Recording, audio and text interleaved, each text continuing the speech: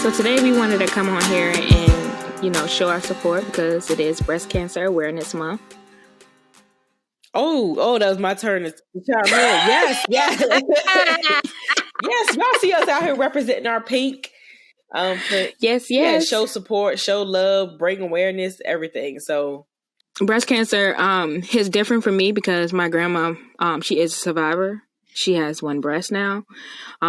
She was diagnosed when I was really young. I think almost like a baby, but I look at her and I just, admire her for her strength and how strong she is because the cancer has came back a couple of times, throughout the years, but she's still here by the grace of God. Mm-hmm. So this is near and dear to me. It is very important, ladies, that you go out. Make sure you're getting your mammograms if you're over the age of 40 or if you know that it does run in your family. And make sure you're doing your self-exams regularly, ladies. It is important. Yeah, that is very important. I mean, because, you'll hear, obviously, through your doctor's exams and stuff like that, of people finding out. But it's very, like, yourself. You know how you should feel. You know how you're talking about your breasts, how your breasts should look, how they should feel. You constantly have access to them, obviously. So, yeah, touch on them, ladies. Understand. Touch them.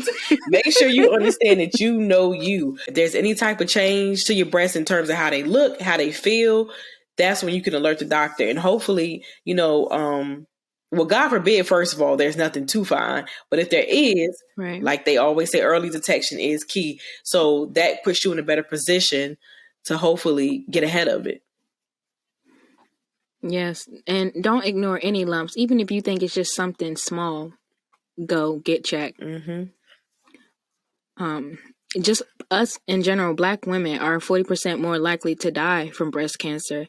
And they're 40% more likely to have it be aggressive at a younger age. So, especially for our community, I think we need to bring more awareness to it because a lot of time it's just the stigma with Black women. We're so strong, and we always forget to take care of ourselves till it's too late. So definitely, ladies, take care of yourself. Exactly. Yeah. So, okay. Going along with that, what you're saying, like, no matter what it is, excuse me, y'all. If you're worried about it, go get it checked. I mean, it's different types of changes. Obviously, the look and the feel of your breast and your nipple. I mean, when it comes to like nipple discharge, if you have like a pain in one particular spot, a rash on your nipple, any change in like the size or the shape of it. These are things that, like I said, check yourself out in the mirror so you get used to seeing how they look. But also, like I said, using your hands to feel them, so and obviously there are so many resources out there where you can learn the proper technique to use to actually check your breast. But trying to find ways to make sure you're checking yourself, going to your regular checkups, also just the simple basic routine of lowering your risk through, exercise and diet that we always discuss. That's always something that's going to be beneficial to you health-wise anyways. But right. It's so crazy because I was recently, because I'm in the process of trying to figure out another form of birth control that I want to feel comfortable using. And I also saw that there is actually a higher risk for women who who use the pill form of birth control. So that's something. Really? Yeah, that's also something to consider as well, because it's something that you may not actually take into context, when you're trying to decide between which birth control you want to go with. But that actually was extremely important to me because I have a few family members in my family who have passed away from breast cancer. And in particular, one of my aunts passed away when I was in college from breast cancer. And I'm trying to remember how many years she had it, but it was still too early for us, basically, for her to be, to be gone. And I think the most painful part of that process was the fact that for me, it was unexpected. Like, because obviously as a kid, and I was in college, but as a kid at that time, it wasn't like she was sharing everything or every detail with me. And she had already beat it once. So, the mindset was, she'll get through this. It was kind of like a thing of, of seeing how strong she had been through the process many times before. And I actually remember a time she stayed with us, and she came home from, having chemo, and it was the first time I had ever seen her like that, in that kind of way. And she was always like, the life of the party, very upbeat, very outgoing. I mean, very loving and crazy and everything. So, I mean, when she came home that day, I mean, it hit me hard. I still remember when I, saw her for the first time, and I'm like, immediately my heart just started to melt. And I'm like, is there anything I could do for you? Are you okay? Oh, and she's like, yeah, I'm just in so much pain. Literally, she had her eyes closed. She didn't even open her eyes. And I remember going back to my room and immediately just bawling, and it was crazy because that day I was, not to make this about me, I'm sorry, but in that moment I had been going through something at school. I don't know. It's something that doesn't even matter today. But when I came home and saw her, I'm like, dang, it put so much into perspective for me, because I'm like, I'm over here tripping over whatever, and she's dealing with real life problems right now. And it was obviously somebody I cared about and loved, and just to see her in that moment, it really hurt. So if we're in a position to where we can work towards trying to prevent that from happening for other families, from people losing their family members too soon, and I say family members because breast cancer does not just affect women. It also affects men as well, And so that's something that we have to always remember, that it's not just women who have to be concerned about this form of cancer. And I think it's just important for us to try to take as many steps as we can to try to eventually eradicate, breast cancer, or get to a point where we have a solution. So it's like when somebody says that they're dealing with this illness, it's not a death sentence for people. And we're getting closer and closer for certain forms of breast cancer, but there are still certain forms of breast cancer that are extremely aggressive. And that, hey, it's just a matter of time. But there are other ones where it's not so much. And the early detection helps.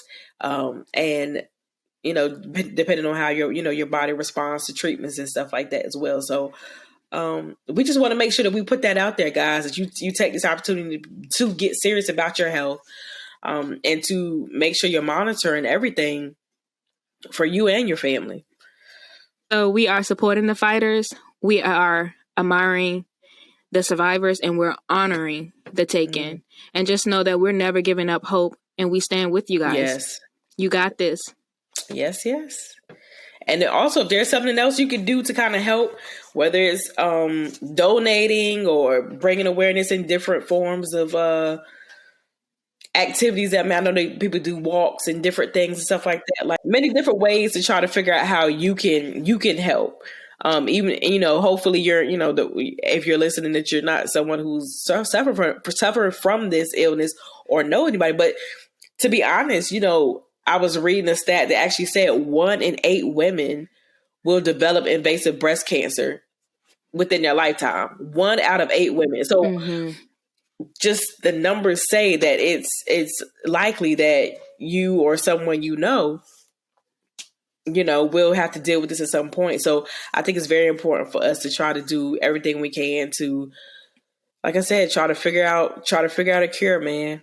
Putting money towards it and bringing awareness to it so people can figure out ways that they can get ahead of it. Yes. I mean, breast cancer is the second leading cause of cancer death in women. So like going back to your exams, whether it's in the shower, laying on the bed, in the mirror, like ladies, make sure you're doing it, and male as well. This is something that, I think sometimes we take it too lightly because it's like, oh, it's not affecting me, or, oh, I don't know anyone close to me that, had breast cancer, so I'm good. But it can happen to anybody. And then before we go, we did want to touch a little bit to let our domestic violence survivors know that, you guys are not alone as well. We know that it's Domestic Violence Awareness Month as well.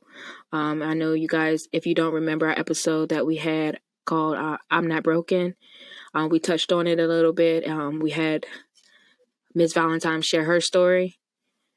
So just let you guys know that we know you're not alone. We know sometimes it's tough to get out of those situations, but there is help and support Right. for you. Right. And I know a lot of times when people stay in certain situations like that, it's because they feel like there is no way out.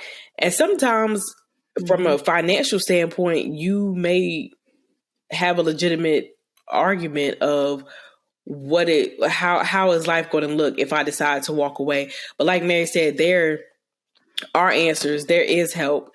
There are better solutions than remaining in a abusive relationship or abusive situation that is more than likely going to escalate. You know, like don't fall for the, oh, well, it was just this. It was just a push. It was that that eventually grows because, you know, when you stay within it, it's like you're feeding it, and it's going to end up producing more. So just, you know, trying to find ways to get safe, you know, be safe and get out of that situation, I think is something that it takes a lot of courage to do. And I know that can be hard in that situation, but just know that there are people out here that are standing with you who want to see you in a better situation than what you're currently in.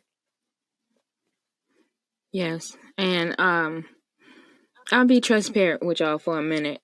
I don't even think Candace knows this, but I spent most of my childhood fighting my mom's boyfriends. My mom was in a lot of very abusive relationships growing up. And that's just something like I just keep to myself. Because who wants to talk about something like that? Right. Like having to help your mom fight her partners off of her. So it is something serious. And when I'm ready to go more in detail with that, I will with you guys. But just bringing awareness to it, like it may be hard, but you have that help and that support whenever you're ready. And just know that try not to let it get to the point of no return. Mm-hmm. My mom lost her life, and this topic just is, you know, it gets to me, so it's kind of hard for me too. But I hate when women lose their life to domestic violence. So y'all call that hotline. Get out while you can. You are loved and you matter. Mm-hmm. All right. So on that note, we're gonna hit you guys with our affirmation. I am enough. I have the power to create the life I desire. I am worthy of my dreams. I am worthy of my dreams. And remember, shine sis, you got this. You got this, girl.